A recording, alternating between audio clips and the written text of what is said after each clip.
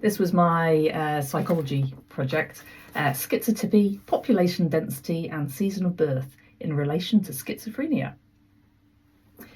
So, really interesting, and it was actually really simple. So I just took a couple of bits of separate research.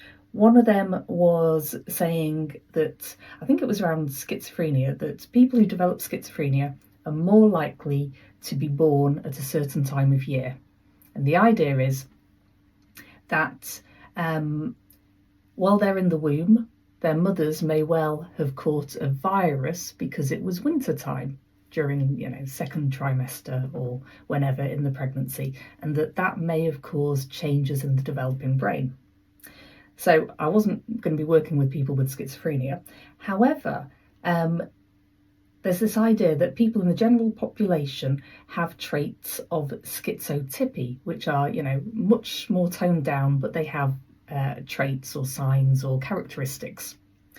And you can use a lovely questionnaire for that. So this is one that had already been designed and developed, the O-Life questionnaire. So it's already been validated by really expert researchers.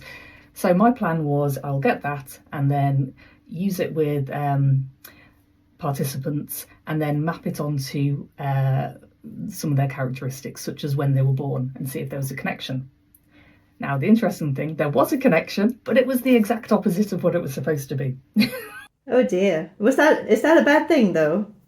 So when I drilled down into the information, and this is why it comes on to, who was part of your network, the reason I felt was strongest for this discrepancy, this difference, was that I'd used psychology students because, working in the psychology, school psychology, those are the people you have access to. They have to take part in these experiments, basically.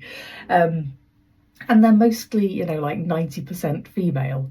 And they're also a very specific age group as well. And there are gender differences between men and women in how they score on this particular questionnaire. So I think that skewed my result.